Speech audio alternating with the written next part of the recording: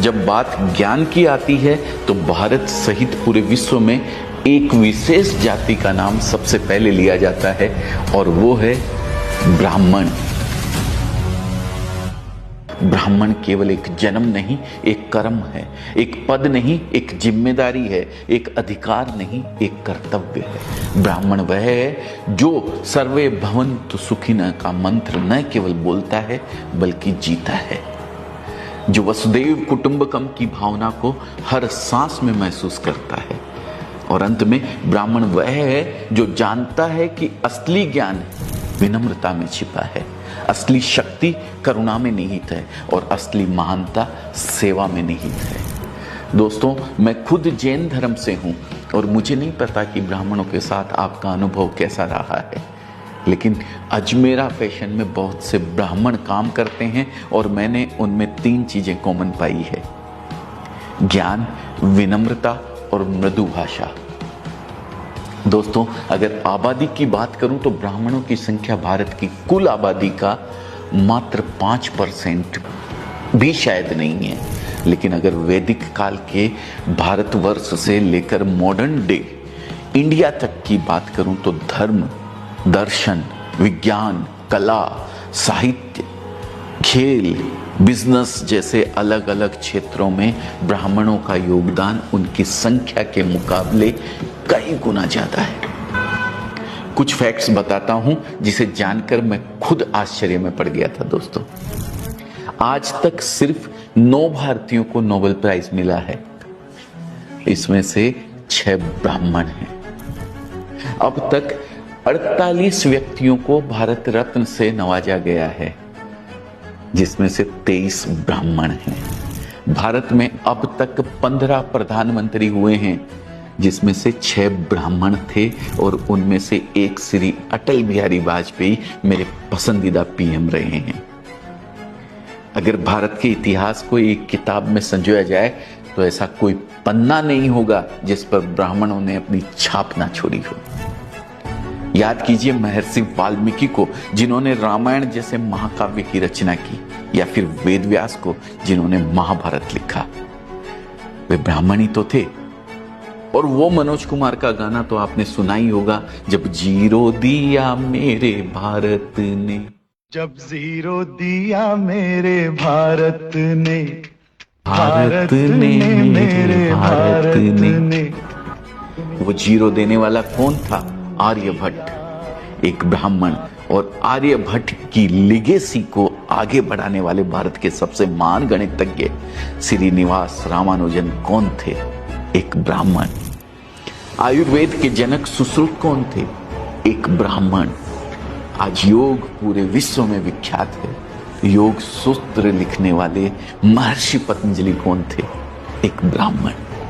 अपनी जटा में प्रतिज्ञा की गांठ बांधकर अखंड भारत की नींव रखने वाले चाणक्य कौन थे? एक ब्राह्मण, जिनके बताए अर्थशास्त्र और चाणक्य नीति का आज भी कोई जवाब नहीं है। हमें यह नहीं भूलना चाहिए कि जब मुगलों ने हमारे ग्रंथों को जलाने की ठानी, हमारे मंदिरों को मिट्टी में मिलाने का प्रयास किया, तब ब्राह्मणों ने विद्या और धर्म की लौ को बुझने नहीं दिया। अपने प्राणों की आहुति देकर भी उन्होंने हिंदू धर्म की जड़ें हिलने नहीं दी। उनके तप, त्याग और संकल्प ने धर्म की रक्षा की और भारत की सनातन संस्कृति को अमरत्व प्रदान किया। पेशवा राजवंश के बाजीराव ने 41 युद्ध लड़े और सभी में विजय प्राप्त की।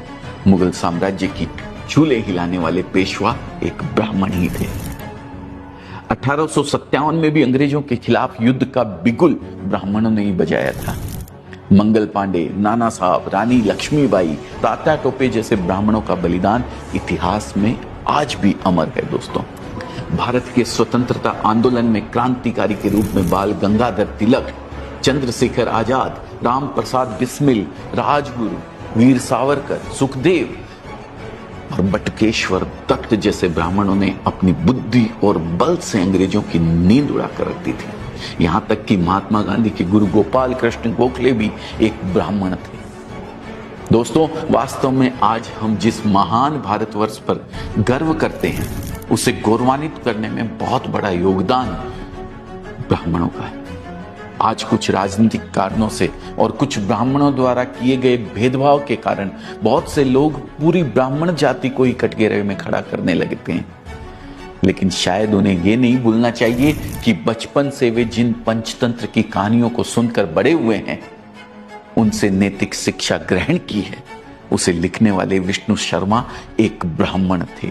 उन्हें यह नहीं भूलना चाहिए कि जिस तेनालीराम और बीरबल की चतुराई ने सैकड़ों बार उनके चेहरे पर मुस्कान बिखेरी है, वो दोनों बुद्धिमान व्यक्ति ब्राह्मण ही थे। और अगर हम समय में आगे बढ़कर आज की बात करें तो भारत में दो चीजें सबसे अधिक पॉपुलर है, क्रिकेट और फिल्म। यहां भी ब्राह्मणों का योगदान आपको हैरत में डाल देगा। क्रिकेट का भगवान कहे जाने वाले सचिन तेंदुलकर एक ब्राह्मण हैं। फेब 4 के नाम से मशहूर सचिन, राहुल, सौरभ और लक्ष्मण, ये चारों ही ब्राह्मण हैं। भारत के महान गेंदबाज अनिल कुंबले, आर अश्विन, श्रीनाथ ब्राह्मण हैं। मौजूदा कप्तान रोहित शर्मा, हार्दिक पांड्या, ऋषभ पंत ब्राह्मण हैं। क्रिकेट से हट के अगर शतरंज की बात करें तो इसे भारत में प्रसिद्ध करने वाले विश्वनाथन आनंद एक ब्राह्मण है। अब मनोरंजन की दुनिया में भी देख लीजिए, भारत की सबसे महान गायिका लता मंगेशकर ब्राह्मण, करोड़ों भारतीयों के फेवरेट सिंगर किशोर कुमार ब्राह्मण, अजय देवगन, पंकज त्रिपाठी, मनोज वाजपेयी, दीपिका पादुकोण, आलिया भट्ट, ये सभी ब्राह्मण। और हाँ, इन सबसे बढ़कर the father of Indian cinema Dada Saheb Phalke, वो भी एक ब्राह्मण ही थे। आश्चर्य होता है कि सिर्फ 5% से भी कम होने के बावजूद ब्राह्मणों का हर क्षेत्र में योगदान इतना बड़ा कैसे है। बिजनेस की बात करें तो दुनिया की दो सबसे बड़ी कंपनियां माइक्रोसॉफ्ट और गूगल को चलाने वाले सत्य नडेला और सुंदर पिचाई ब्राह्मण हैं दोस्तों। इन्फोसिस फाउंडर नारायण मूर्ति और पेटीएम फाउंडर विजय शेखर शर्मा ब्राह्मण है दोस्तों। अपनी बात करूं तो अजमेरा फैशन से जुड़ने वाले बहुत से व्यापारी, खासकर यूपी और बिहार से बहुत सारे व्यापारी ब्राह्मण हैं। अजमेरा ट्रेंड्स की फ्रेंचाइजी लेने वालों में भी कई ब्राह्मण शामिल है और उनमें से अधिकतर बिजनेस में काफी अच्छा कर रहे हैं। तो सवाल उठता है कि हम ब्राह्मणों से क्या सीख सकते हैं। मेरी समझ में मुख्यतः 4 ऐसी बातें हैं जो हम ब्राह्मणों से सीख सकते हैं। पहली, ज्ञान लो, ज्ञान दो।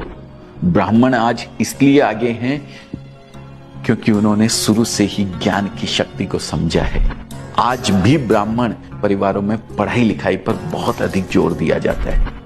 और दोस्तों, ज्ञान के बारे में एक बात प्रसिद्ध है, यह बांटने से बढ़ता है। ब्राह्मणों ने ज्ञान अर्जित करके सिर्फ अपने पास नहीं रखा, उसे दूसरों को सिखाया। हमें भी पहले खुद अपनी स्किल्स डेवलप करनी चाहिए और फिर उसे आगे बढ़ाना चाहिए। दूसरी है निष्ठा और ईमानदारी। इतिहास उठाकर देखा जाए तो ब्राह्मण किंग कम किंग मेकर अधिक रहे हैं। गुरु वशिष्ठ हो, गुरु द्रोणाचार्य या चाणक्य, इनके पास कई अवसर थे जब वे सत्ता की बागडोर अपने हाथों में ले सकते थे, लेकिन ये हमेशा धर्म के मार्ग पर चले और राजा और राज्य के प्रति निष्ठा और ईमानदारी दिखाई। तीसरी, देशभक्ति। ब्राह्मणों ने शुरू से ही राष्ट्र और धर्म की रक्षा के लिए अपने प्राणों की बाजी लगाई है, चाहे वह मुगलों का आक्रमण हो या अंग्रेजों का अत्याचार। ब्राह्मणों ने हमेशा अपनी बुद्धि, साहस और बलिदान से देश और धर्म की रक्षा की है। बाजीराव पेशवा से लेकर कैप्टन मनोज पांडे तक ब्राह्मणों ने देश के प्रति सर्वोच्च आहुति दी है। और अंत में एक बात और जो हम ब्राह्मणों से सीख सकते हैं, और वो है परंपरा और संस्कृति का सम्मान।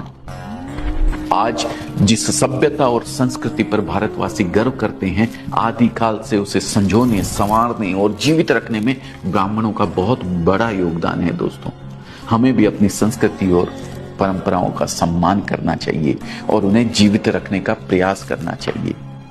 दोस्तों, अंत में मैं इतना ही कहना चाहूंगा कि ब्राह्मण एक जाति नहीं बल्कि एक विचारधारा है।